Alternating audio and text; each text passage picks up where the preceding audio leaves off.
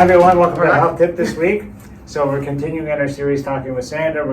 Been asking her some different questions. So today's the new topic, and let's listen to what the topic is this week. All right, so big topic in just everyone in the whole nutrition field. Gotta fix my gut, So we all know there's gut brain and there's lots of stuff we can talk about. So I'm just gonna throw it over here and see what concept she has on this whole gut, how to heal the gut sort of thing. Everyone is so individual, so why you might have gut issues would be different than why I might have gut issues. Right. A lot of it is really just like flawed eating. Most people don't even chew their food. We can even start there. Yeah, stomach doesn't have teeth.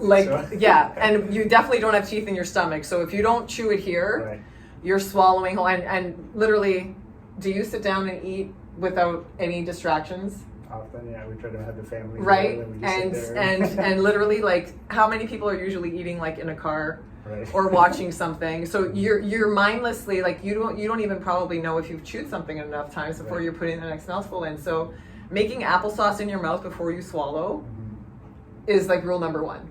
Chewing your food, which means like talking is also going to be a bit of a challenge if you're chewing your food properly. True. But digestion really starts with even just thinking about what you're going to eat. And then making the food, the process of making a meal or preparing a meal starts to release enzymes. That's right. So if we're bypassing all of that, like via Uber Eats, then okay, so we're already starting with faulty digestion. And then what we are eating, usually if it's being delivered to you, we're back to like that not really great food component. And there we go. Like it's that negative feedback loop. Versus if you're preparing your food, you're watching it come together. I mean, a really simple hack is if you take like a plate that is just going to be your plate, and instead of using maybe like the largest plate, you have something a bit smaller, and knowing that, okay, I need to make sure I've got like a protein component on this, a good fat component on this, and then the rest of this can be like, you know, veggies or some other sort of like starch or whatever have you, but trying to get like that balance that way at least. And then obviously chewing it properly.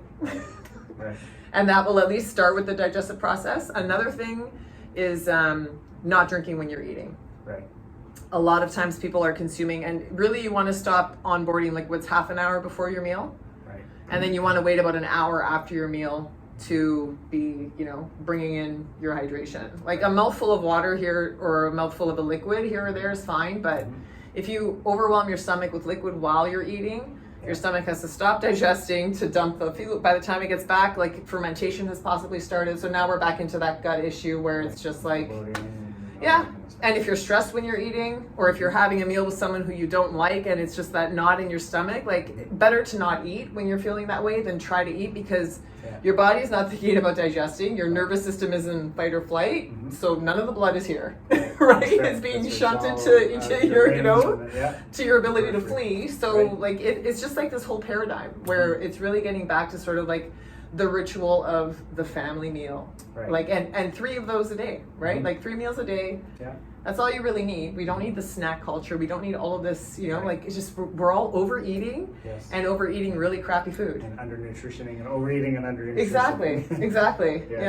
And like from our perspective too, a lot of times, unfortunately, a lot of people have had antibiotics when they're kids and all that and that can kind of really throw off the whole gut, the bacteria system and all those kind of things, right?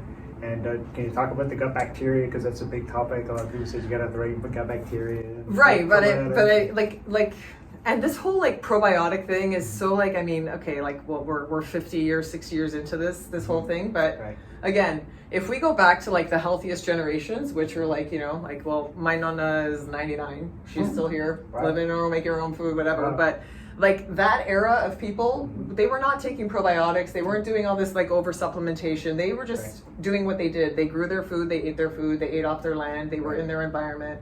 They weren't doing these exotic different meals or different cuisines. So if you just like get into that habit of like trying to orient yourself with where you are, but also they were out in their gardens every morning at 5 a.m. So it's really, it all comes back to sun.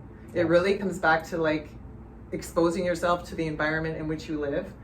And taking on that sort of like blueprint, because like your microbiome, your gut, all of your bacteria, this is formed from where you are.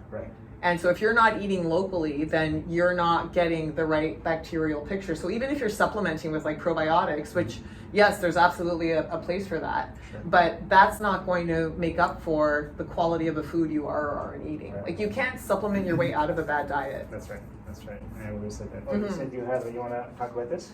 Oh, this is a complimentary $99. So this is like the first intake for the program, or it could just be like an assessment of your health picture.